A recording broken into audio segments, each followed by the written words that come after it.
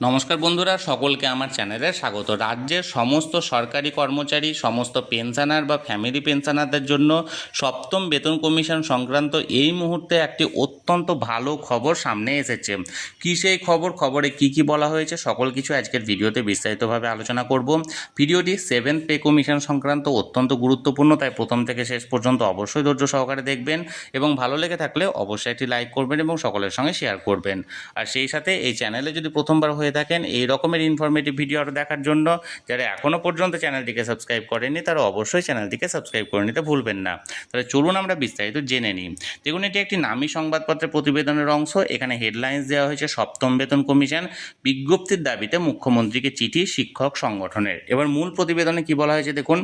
রাজ্য বাজেটে সপ্তম বেতন কমিশন গঠনের ঘোষণা হলেও এখনও পর্যন্ত সরকারি বিজ্ঞপ্তি প্রকাশ না হওয়ায় সরকারি কর্মচারীদের মধ্যে বিভ্রান্তি তৈরি হয়েছে।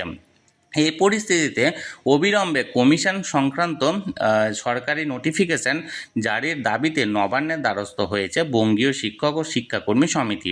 সংগঠনের রাজ্য কমিটির পক্ষ থেকে স্বপন মণ্ডল মুখ্যমন্ত্রী শুভেন্দু অধিকারীকে চিঠি দিয়ে জানান, বাজেটে ঘোষণা করা হয়েছিল যে 2027 সালের জানুয়ারি থেকে কার্যকর হওয়ার লক্ষ্যে সপ্তম বেতন কমিশন গঠন করা হবে, কিন্তু এখনও পর্যন্ত কমিশন গঠন সংক্রান্ত কোনো সরকারি আদেশ বা বিজ্ঞপ্তি প্রকাশ করা হয়নি।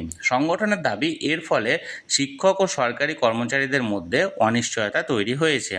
কমিশনের চেয়ারম্যান ও সদস্য কারা, আদৌ কমিশন গঠিত হয়েছে কিনা সে বিষয়ে কোনো স্পষ্ট তথ্য নেই।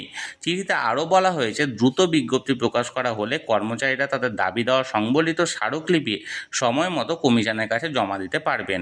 শিক্ষক সংগঠন সরকারের কাছে দ্রুত প্রয়োজনীয় নির্দেশ জারি করে বিভ্রান্তির অবসান ঘটানোর আবেদন জানিয়েছে। উল্লেখ্য, বকেয়া মহার্ঘ ভাতা এবং সপ্তম বেতন কমিশন চালু করা রাজ্য সরকারি কর্মচারীদের দীর্ঘদিনের দাবি। সরকারের প্রথম পূর্ণাঙ্গ বাজেটে এই দুই বিষয়ে প্রতিশ্রুতি দেওয়া হয়েছিল।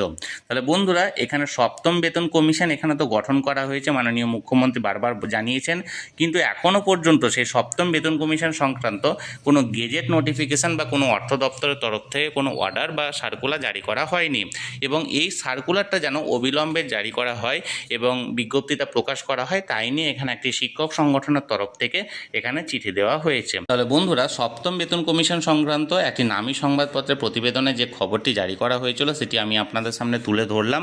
এই নিয়ে যদি আপনাদের কোনো কিছু জানার থাকে বা কোনো কিছু বলার থাকে অবশ্যই কমেন্ট করবেন। আর এই ভিডিওটি ভালো লেগে থাকলে অবশ্যই একটি লাইক করবেন এবং সকলের সঙ্গে শেয়ার করবেন। আর সেই সাথে এই চ্যানেলে যদি প্রথমবার হয়ে থাকেন এই রকমের ইনফরমেটিভ ভিডিও আরও দেখার জন্য যারা এখনও পর্যন্ত এই চ্যানেলটিকে সাবস্ক্রাইব করেনি তারা অবশ্যই চ্যানেলটিকে সাবস্ক্রাইব করে নিতে ভুলবেন না। ধন্যবাদ, দেখা হচ্ছে পরের ভিডিওতে।